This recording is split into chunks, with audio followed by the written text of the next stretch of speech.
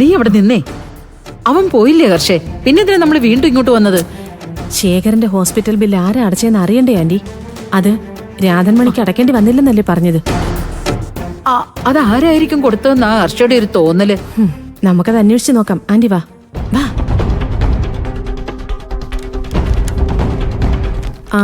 Sister, room number 19 നിന്ന് ഇപ്പൊ discharge ആയില്ലേ ശേഖരൻ? അയാളുടെ ബില്ലടച്ചത് ആരാണെന്നൊന്ന് പറയാമോ?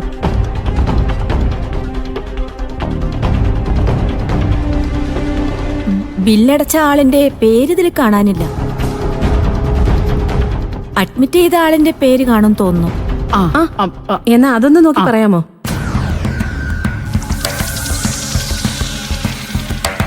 അവര് തന്നെയാണെന്ന് തോന്നുന്നു ബില്ലടച്ചത്.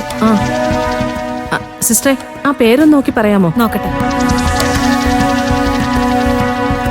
ദേവദാസ്. അദ്ദേഹവും വേറൊരാളും കൂടി വന്നാണ് ഇവിടുത്തെ ബില്ലടച്ചത്. എന്താണ് മാഡം? ഒന്നുമില്ല. അതാരാണെന്ന് അറിയാൻ വേണ്ടിയാ. ഈ ദേവദാസിനെ ഞങ്ങൾക്ക് മനസ്സിലായി. ശരി ശരി.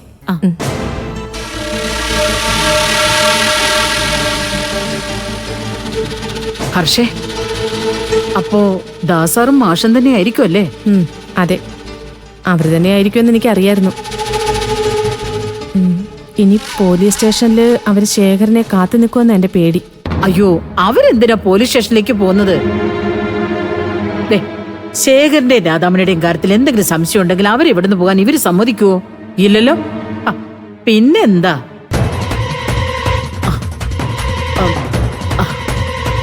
എന്നാലും ഒരു ടെൻഷനാ. അവർക്ക് പോലീസ് സ്റ്റേഷനിൽ പോകാതെ സ്ഥലം വിടുന്നതല്ലേ നല്ലത്? അത് നടക്കില്ല ആന്റി. സ്റ്റേഷനിൽ റിപ്പോർട്ട് ചെയ്യാതെ പോയാ അവര് പിടിക്കപ്പെടും.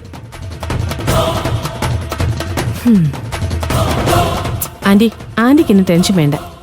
രാധാമണിയുടെ ആക്ടിങ്ങിന് മുന്നില് പോലീസും വീണിരിക്കും. ഉറപ്പാണല്ലോ? ഉറപ്പ്. എന്റെ ജീവിതം മുഴുവനും വെള്ളത്തിലാവോ? ആന്റി, ഹർഷയല്ലേ പറയുന്നേ? ആന്റി ഇങ്ങോട്ട് വന്നേ. വാ ആന്റി. ഹലോ, അതെ, തൃക്കോവിൽവട്ടം പഞ്ചായത്തിലെ അവിടെ ഒരു പ്രശ്നം നടക്കുന്നുണ്ട്. അതിർത്തി തർക്കം എന്തോ ആണെന്ന് തോന്നുന്നു. അപ്പോഴ് അവിടെ ചെന്നിട്ട് അവരെ രണ്ട് കൂട്ടരോടും സംസാരിക്കണം. പെട്ടെന്ന് പരിഹരിക്കാൻ പറ്റുന്നതാണെങ്കിൽ പരിഹരിക്കുക. അപ്പം ശരി, ഓക്കെ. സർ, അവരെത്തിയിട്ടുണ്ട്. ആ ഹോസ്പിറ്റൽ കേസ്. വരാൻ പറ. സർ,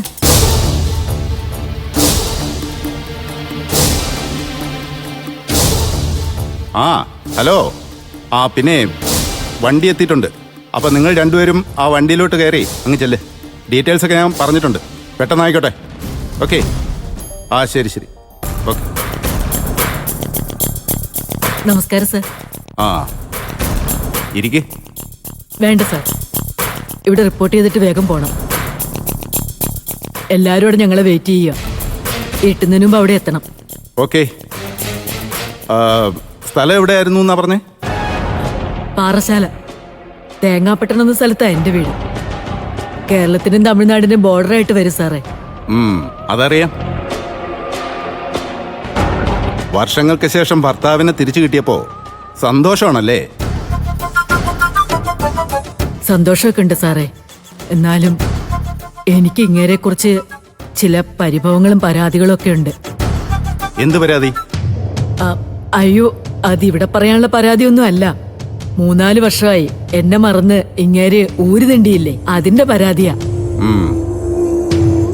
അത് വീട്ടിലെത്തിയിട്ട് ഞങ്ങൾ തമ്മിൽ അങ്ങ് പറഞ്ഞു തീർത്തോളാം. ശരി.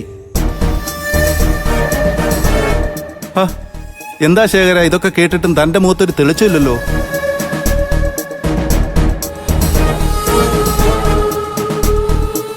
ഭാര്യയുടെ കൂടെ പോവാൻ താൻ റെഡിയാണല്ലോ അല്ലേ?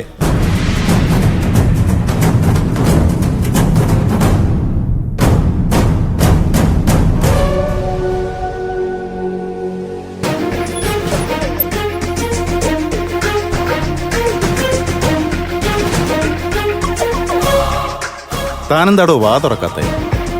എന്താ തന്റെ പ്രശ്നം?